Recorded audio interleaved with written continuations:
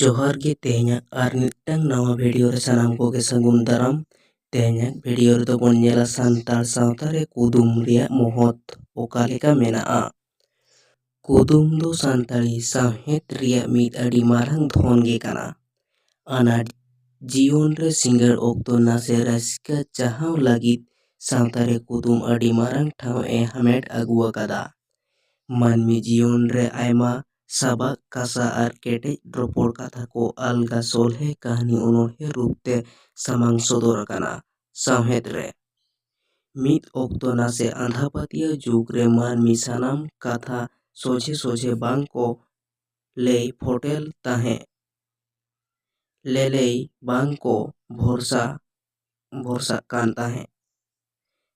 लई तेना कथा को आनाचुर आते आटेद पाटेद आते एनते कुदुम रूप ते को साब राकाब ताहेद। नित हो आदिम सावता रेया दरबार गालोच आखड़ा रे कुदुम लेका तेगे कथा को आड़तिया। तायम ते ओना कथा गे मौज साही सोलहे आड़ांग ते को लई पासनावा। मेन गानुआ नोंका लेका तेगे कुदुम रेना सिरजोन दो हुई आकाना।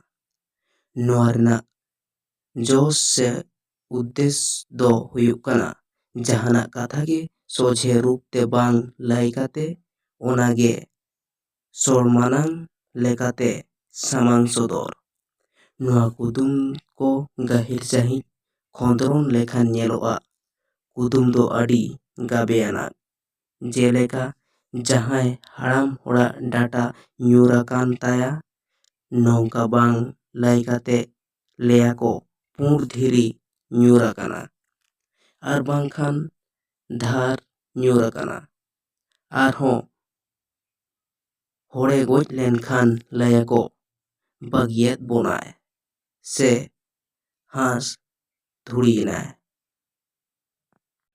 कुदुम लई ओक्तो सावता रे कुदुम रे कुड़िद कुड़िद लई रेना आरी तीना सेदाय जुग खन जो लई हेज आकाना ओना दो बांग बाड़ायोग काना।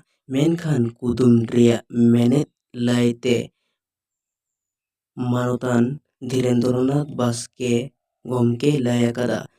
कुड़िद जेलेका जहाना जमा रे आचका हालोयाय से आचका को हालो गोद का सान्ताल सावता रेना कुदुम हो कुड़िद लेखा गे मानमिया बोहो आतांग रे आचकाय खमचाव गोद का। बोहो हातांग आर बिचार दाड़े चेतान आडी बाड़ती भरोगा से भरसाआ। नोंकान मिद लाठु घटन साला तुला जोखा काते सान्ताल सावता रे कुदुम लई रेया आरी मेना आकादा।